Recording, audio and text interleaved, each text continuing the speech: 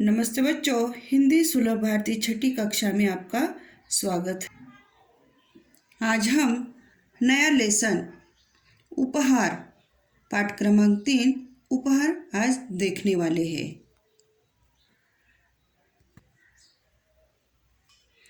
अब इस प्रस्तुत कहानी में बताया गया है कि लक्ष्य प्राप्ति के लिए रुचि और लगन आवश्यक है।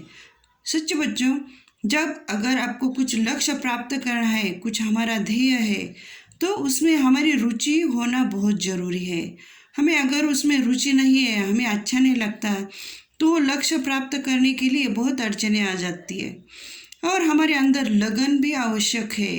अगर हमने कुछ ठान लिया तो वहाँ एंड तक जाने के लिए हमें लगन होनी आवश्यक है।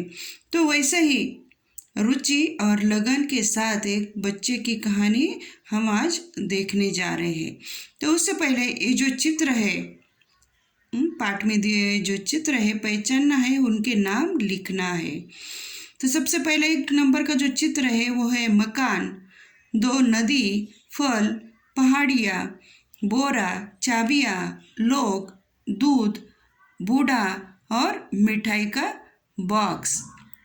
तो चलते हैं उसके नीचे इस कहानी में कहानी देखने के लिए।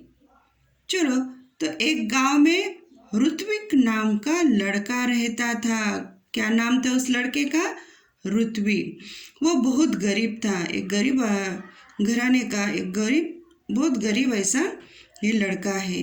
गांव के पास पुस्तक मेला लगा था और जो गांव में रहता था उसके पास वाले गांव में पुस्तक का मेला लगा था। उसने माँ से कहा, मैं भी मेला देखने जाऊंगा। उसकी माँ बोली, देखो घर में कोई बड़ा नहीं है, तुम अकेले कैसे जाओगे इतनी दूर? बेटा, मेला देखने की जिद छोड़ दो, चलो दूध पी लो। अपनी माँ की बात सुनकर ऋत्विक उदास हो गया और एक पेड़ के नीचे जा बैठा। अभी ये जो ऋत्विक नाम का लड़का है वो बहुत गरीब लोग हैं और उनके गांव के पास वाले गांव में जो पुस्तक का मेला लगा हुआ था वहाँ वो जाना चाहता था। उसने अपनी मम्मी से बोला कि मैं देखना जाने वाला हूँ, जाऊँ क्या? लेकिन उसकी मम्मी बोली, देखो घर में कोई बड़ा नहीं है, बड़े लोग कोई नहीं है तुम्हारे साथ आने के लिए, तुम अकेले कैसे जाओगे इतने दूर? लेकिन उसने जिद पकड़ी थी कि जाने के लिए।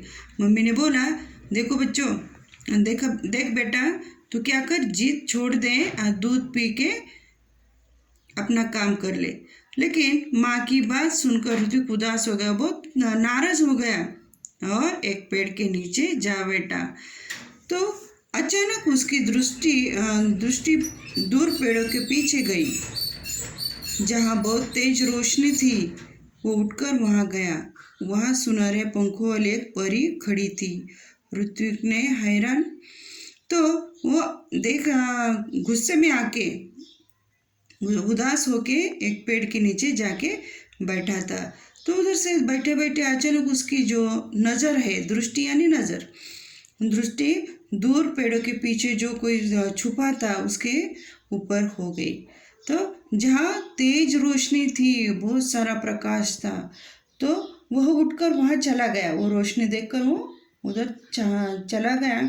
वहाँ सुनहरे पंखे वाले एक परी खड़ी थी, गोल्डन कलर के, सुनहरे यानी गोल्डन कलर, सोने के कलर जैसे पंख वाली एक परी खड़ी थी। ऋत्विक ने हैरान होकर उस परी से पूछा, तुम कौन हो? वह बोली, मैं परी हूँ, लेकिन तुम यहाँ उदास क्यों बैठे हो? उसने देखा कि सुनहरे रंग पंख वाली जो लड़की खड़ी है, उससे बोला, तुम कौन है? तो वो बोलती है, मैं परी हूँ। और उसने फिर से उसको बोला, ऋत्विक को, कि तू कौन है? मैं परी हूँ, लेकिन तुम यहाँ उदास क्यों बैठे हो? तू उदास क्यों बैठा है इधर? परी का प्रश्न सुनकर ऋत्विक की आंखों में आंसू आ गए।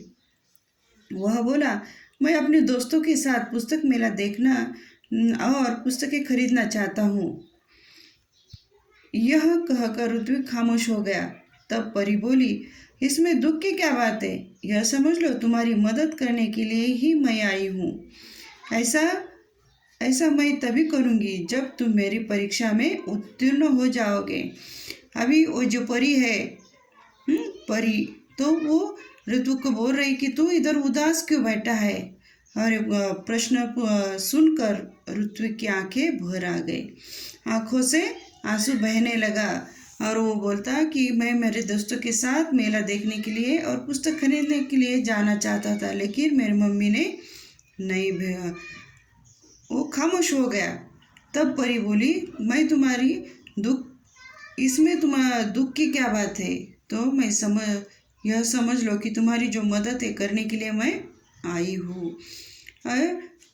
तुम्हारी जो मदद है मैं तभी करूँगी जब तुम मेरी परीक्षा में उत्तीर्ण हो जाओगे। तो ये जो परी है ऋत्विक की परीक्षा लेने वाली है। अगर वो उसमें उत्तीर्ण हो गया तो ये जो उसकी दुख की बात है वो दूर हो जाएगी, उसकी जो समस्या है वो खत्म होने वाली थी। कौन सी परीक्षा है, ऋत्विक ने पूछा। परी ने कहा, बता दिया तो परीक्षा कैसी। अरे परीक्षा है तो वो अपने आप परीक्षा तभी आती है जब तुम्हारी कसौटी लगाई जाती है। तो ये बोलती है, अगर मैंने अभी बोल दिया तो तुम परीक्षा में उत्तीर्ण हो जा सकते हैं ना, तो परीक्षा अचानक ले ली जाती है। ठीक है, ऐसा कहकर ऋत्विक वहाँ से चला गया। अभी वो कुछ दूर ही गया था कि उसे रास्ते में गिरी हुई एक पोटली मिली। ऋतु को यह विश्वास हो गया कि लाल रंग की इस मखमली पोटली में कोई कीमती चीज होगी।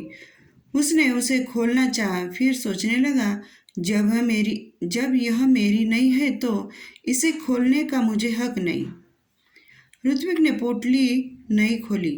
तभी किसी की आवाज़ उसके कानों में पड़ी, बेटा मेरी पोटली गिर गई है रास्ते में, क्या तुमने देखी।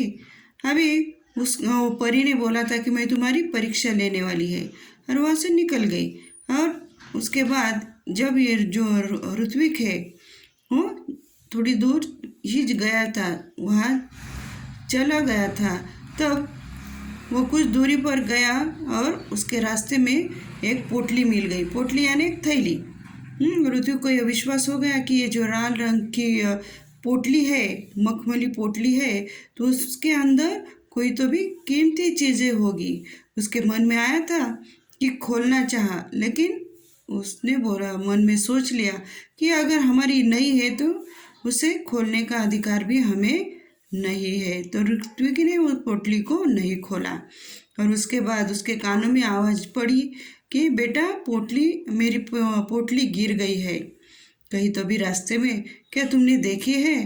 तो इसके आगे का भाग हम अगले वीडियो में देखेंगे। बाय।